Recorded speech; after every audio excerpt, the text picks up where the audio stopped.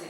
Walaupun karya-karya tersebut novel, tetapi terutama dari segi isi gagasan yang dibawa oleh karya-karya tersebut itu sebenarnya tidak bisa terlepas dari masalah-masalah yang secara real terjadi di dalam masyarakat.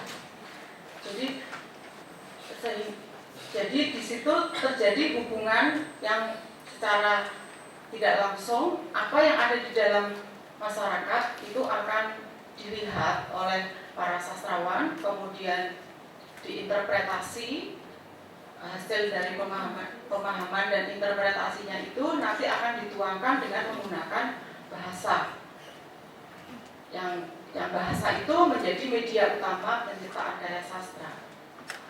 Jadi tetap menurut saya tetap ada hubungan walaupun tidak bersifat langsung antara apa yang terjadi di dalam masyarakat dengan apa yang digambarkan kembali oleh pengarang di dalam karya-karya sastra. Jadi yang menjadi pertanyaan saya adalah seberapa jauh kita bisa menggunakan novel sebagai ukuran situasi masyarakat. Bagaimana Ibu menjelaskan hari ini? Karena di dalam kerangka teori Ibu hanya feminis doang, itu tidak ada. Gimana Ibu? Hubungan antara fakta-fakta sosial budaya yang ada di dalam masyarakat dengan yang digambarkan di dalam karya sastra itu di dalam kajian feminisme atau kritik sastra feminis, fakta-fakta tadi itu dianggap sebagai pencerminan dari kenyataan yang ada di dalam masyarakat, kemudian masuk ke dalam gagasan yang bersifat simbolis yang kemudian muncul di dalam karya-karya sastra itu. Sehingga ketika memahaminya, maka yang dibutuhkan adalah interpretasi yang melihat keterkaitan kedua masalah tersebut. Terima kasih Bapak Profesor Dr. J. Suparjiatmoko. Selanjutnya saya serahkan pada Bapak Profesor Dr. Edi Mato. Terima kasih Bapak Ketua. Kesulitan menjadi penguji yang nomor sekian adalah bikin 5 pertanyaan itu yang 6 sudah ditanyakan oleh yang lain. Mau bikin yang baru lagi harus sekarang juga gitu. Improvisasinya banyak. Baik saudara Yatmi, saya mengapresiasi apa yang Anda lakukan. Ya. Ternyata masih ada juga yang bisa ditanyakan kepada Anda. Yang pertama, Anda banyak sekali menyitir, mensitasi teori feminisme dari Barat ya, teori feminisme dari Amerika, dan sebagainya. Nah, apakah itu secara ilmiah kemudian bisa diperbandingkan dengan kondisi feminisme yang di Indonesia? Artinya, apakah itu bisa dipakai sebagai semacam pisau analisa untuk kondisi feminisme di Indonesia? Bagaimana menurut saudara? Terima kasih. Bahwa teori feminisme yang saya ambil itu adalah sebagian besar adalah teori feminisme dari Barat. Apakah itu bisa digunakan untuk menganalisis karya-karya sastra Indonesia? Memang terjadi beberapa modifikasi, jadi tidak langsung sama persis dengan apa yang dikemukakan dalam teori-teori itu. Tetapi hubungannya begini, Prof. Karena feminisme yang ada di Indonesia itu dipahami oleh orang-orang yang memang sudah belajar dari ilmu pengetahuan, dan itu sebagian besar model ilmu pengetahuan yang kita pelajari di perguruan tinggi yang bicara tentang feminisme itu semuanya orientasinya ke Barat. Artinya tetap bagaimanapun pengaruh gerakan feminisme yang ada di Indonesia, baik gerakan yang bersifat langsung maupun gerakan feminisme yang bersifat simbolis pada karya-karya yang ditulis oleh para pengarang Indonesia, yang itu sebenarnya mereka juga belajar mengenai feminisme Barat. Contoh Kartini misalnya, ternyata dia belajar dari feminisme liberal yang ada di Belanda, walaupun hanya melalui majalah dan buku-buku yang dibaca pada saat itu. Baik, apa kemudian tidak para penulis novel ini ketika dulu mereka menulis itu yang penting menghasilkan karya sastra? Apakah itu feminis atau apa itu nanti tergantung dari para kritik dan para pembahas, para analis. Apa nggak begitu? Menurut saya ada dua kemungkinan. Kemungkinan yang pertama, memang ada sejumlah sastrawan yang ketika menulis dia tidak menggunakan landasan ideologi tertentu atau nilai-nilai tertentu. Pokoknya asal menulis sehingga terserah pembaca mau apa. Tetapi saya juga melihat ada beberapa kecenderungan pengarang ketika menulis itu sudah menggunakan landasan ideologi. Contoh yang sangat jelas misalnya Sultan Tanwir Ali Sabana, bahwa dia menulis di dalam layar terkembang itu karena memang ingin, beliau sudah tahu ada feminisme liberal, kemudian merepresentasikan gagasannya tentang feminisme liberal pada tokoh-tokohnya. Demikian juga tentang pada karya seperti Abidah Al-Khaleki itu misalnya pada Geni Jura, itu jelas penulis sudah dengan sadar dia akan memperjuangkan feminisme tetapi dari perspektif penghayatan agama. Apakah ini Anda pergunakan untuk secara metodologis memilah antara para penulis yang Anda pakai sebagai sampel ya? Karena nampaknya tidak semua penulis yang membicarakan tentang perempuanan dari tahun 20 sampai 2000 itu Anda ambil semua. Kan ini hanya ya sampel saja yang secara kuantitatif memang tidak Anda kemukakan ini berapa itu.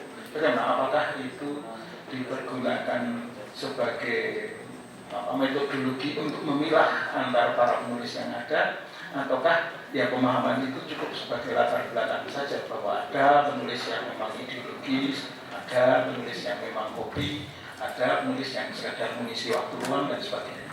Gimana? Terima kasih. Sebenarnya ketika saya memilih sampel, pemilahan yang Profesor sebutkan itu tidak saya gunakan, tetapi saya melihat dari apakah karya-karya tersebut memang satu mengandung tema besarnya itu tentang perjuangan keterdidikan perempuan atau tidak. Yang kedua, berkaitan tidak ada tema-tema tentang yang bersifat krusial, tidak tentang persoalan perempuan kalau dilihat dalam kaitannya dengan keterdidikan. Kemudian saya mencoba juga mencari karya-karya yang sifatnya unik, misalnya tentang perjuangan perempuan Papua di dalam pendidikan itu tidak banyak dibicarakan, tetapi ternyata saya menemukan di dalam novel Namaku Dewi Raut misalnya. Sementara itu kalau kita lihat tentang perempuan Papua yang dia harus berjuang keras untuk mendapatkan pendidikan, itu menjadi masalah yang sangat besar untuk kajian-kajian ilmu sosial. Jadi kadang-kadang ada yang seperti itu. Kemudian tentang kaitannya dengan penghayatan terhadap ajaran Islam itu secara spesifik juga saya pilih sampel untuk novel itu. Baik, terima kasih. Saya kembalikan. Terima kasih Bapak Profesor Dr. Di Martono. Selanjutnya saya silakan pada Bapak Profesor Dr. Suminto Asaliti. Terima kasih. Ini benar-benar sudah habis. Ya, baik, saya yang pertama mengklarifikasi. Apakah saudara Promovendus meyakini bahwa novel itu merupakan perlawanan simbolik? Terima kasih Profesor Suminto Asaliti. Ya, pada dasarnya saya mempercayai bahwa novel itu merupakan salah satu bentuk perlawanan simbolis karena yang disampaikan di dalam karya sastra itu hampir dapat dikatakan selalu berkaitan dengan persoalan-persoalan yang terjadi di masyarakat. Oke, yang berikutnya sebenarnya siapa yang dilawan oleh para perempuan itu? Di dalam novel.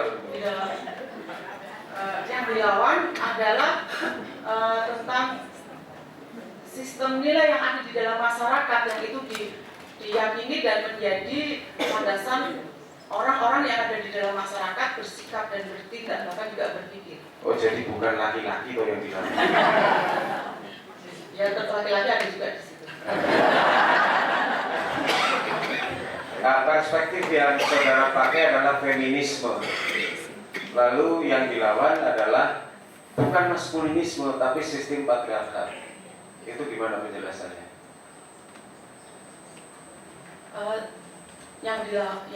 Yang dilawan bukan maskulinisme, karena maskulinisme itu sebuah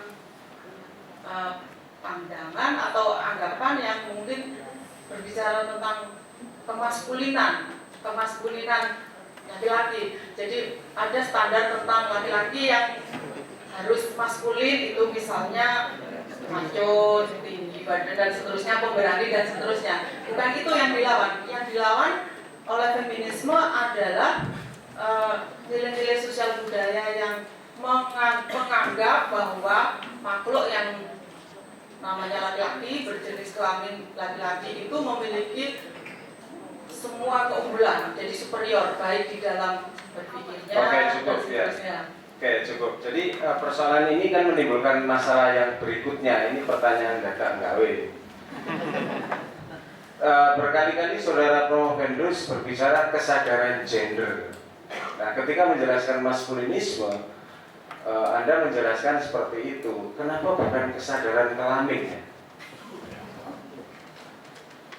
Antara gender, jenis kelamin, dan gender. Lalu kesadarannya mestinya kesadaran kelamin. Pada satu sisi sebenarnya kesadaran gender itu muncul di dalam perspektif sosiologis, dan kesadaran kelamin itu muncul di dalam perspektif psikologis, seperti yang dikemukakan oleh Freud misalnya. Bagaimana pandangan Anda?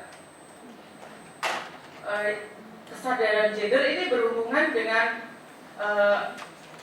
konsep gender, yaitu anggapan atau sifat atau hal-hal yang berkaitan dengan ciri-ciri karakteristik jenis kelamin perempuan dan laki-laki yang itu dikonstruksi secara sosial, sementara jenis kelamin itu bukan dikonstruksi secara sosial, tetapi itu merupakan bawaan yang bersifat biologis. Oke, jadi itu pemberian Tuhan ya. Yang berikutnya, apakah di antara tokoh-tokoh di dalam novel yang saudara teliti ada tokoh yang diperlakukan sebagai betina, tidak wanita dan tidak perempuan? Silakan. Terima kasih. Jadi pada beberapa karya yang saya teliti ada juga laki-laki yang diperlakukan sebagai betina atau perempuan. Contohnya yang sangat jelas adalah pada novel yang berjudul Putri karya Putu Wijaya, Ida Bagus Ngurah. Itu harusnya di dalam masyarakat Bali dia posisinya bangsawan sangat tinggi, tetapi ketika berhadapan dengan tokoh putri dia menjadi tak berdaya. Bahkan akhirnya tokoh Ngurah itu nanti dipinang oleh putri, yang putri itu berasal dari masyarakat biasa, kelas bawah tanpa kasta itu, sudra gitu, untuk menjadi suaminya. Jadi disuruh menyentana. Jadi di situ dia dijadikan sebagai perempuan. Yang terakhir, di antara sejumlah tokoh perempuan yang Anda teliti, apakah ada tokoh yang Anda idolakan yang sikapnya, perilakunya terhadap laki-laki bisa dibawa dalam praksis kehidupan sehari-hari Anda?